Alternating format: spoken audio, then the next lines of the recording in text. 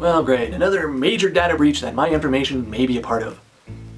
It happened months ago, so everyone who's on that stolen list is already behind the 8 ball and has to play catch up.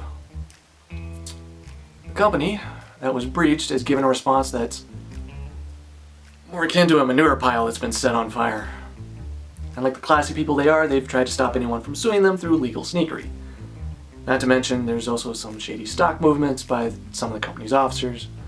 They've blamed the hack on open source software, and to top it all off, the company may collect an insurance payout, while the people who will be damaged by this will be stuck with a life that is always at risk of identity theft for as long as they live.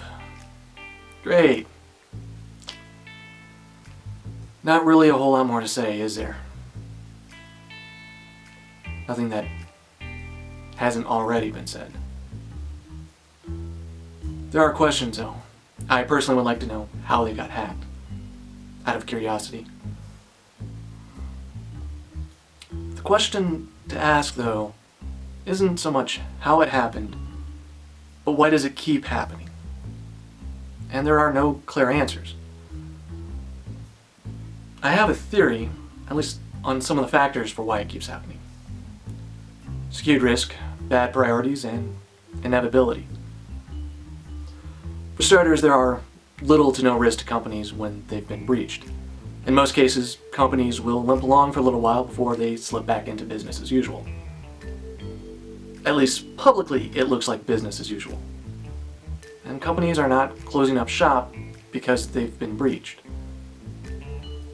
Well, a good company should be able to weather a major breach if it's planned and managed well. And really, it should be a hard target if it was managed right to begin with. In some cases, it doesn't affect companies because what was stolen doesn't damage the company's business model. And there's no penalty. There's no $1 million fine for letting customer information be stolen. In other cases, it's because companies get bailed out by governments or they receive an insurance payout. So there's no real risk to companies. Likewise, there's no risk to the officers of the company for allowing a breach to happen. There's no jail time. And I know that CEOs can lose their job after a breach, but historically it's been more for what the hack revealed than the fact that they were hacked at all. Sony being the best example. After Target and Sony were hacked, both of their CEOs were booted, along with the CIOs of both companies, who were the ones who should have been pushing for more security improvements. But they seem to be the exception.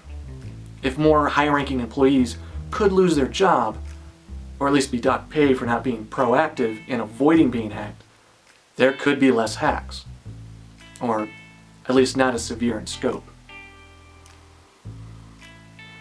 And companies don't seem to have the priorities right. They're not taking security seriously. They're not willing to spend the resources to make sure their company is a hard target.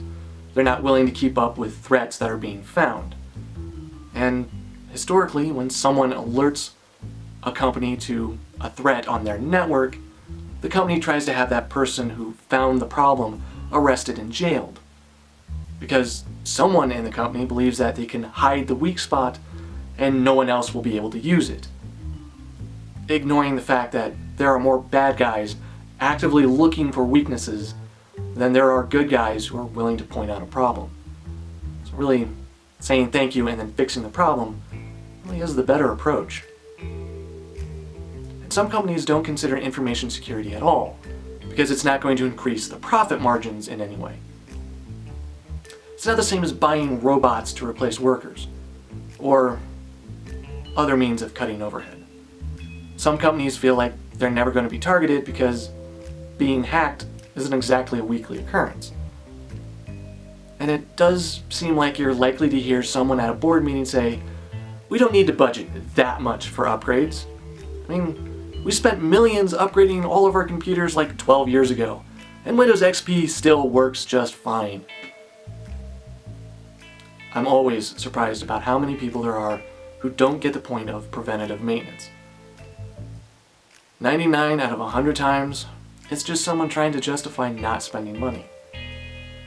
And frankly, that always ends up with problems that are catastrophically more expensive to fix than the cost of preventative maintenance. And I mean that universally, from computers to society as a whole. And there have been Fortune 500 companies that have downsized their entire IT departments and then bought hacker insurance because it was lower overhead until they were breached. And it's inevitable. Corporations have large bank accounts so they can pay ransom. And they also collect information en masse, or they hold some other desired information. So they will be targeted. Whether it's financial, emails, movie, TV shows, or government secrets. There is someone who wants that information. The larger the collection, the more likely they are to be targeted. And it's simple economics, really. The more you can get for the littlest effort, the better.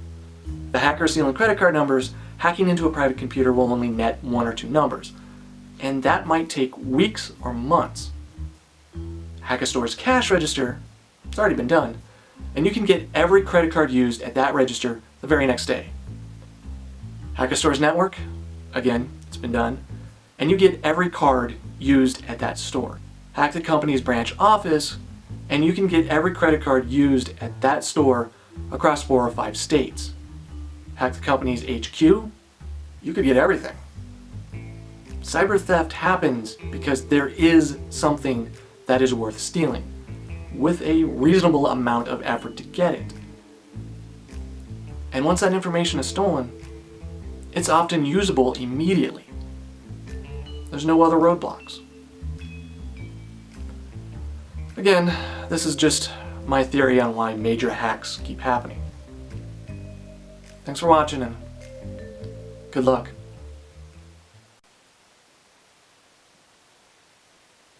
We're gonna need luck because we're running out of people to trust.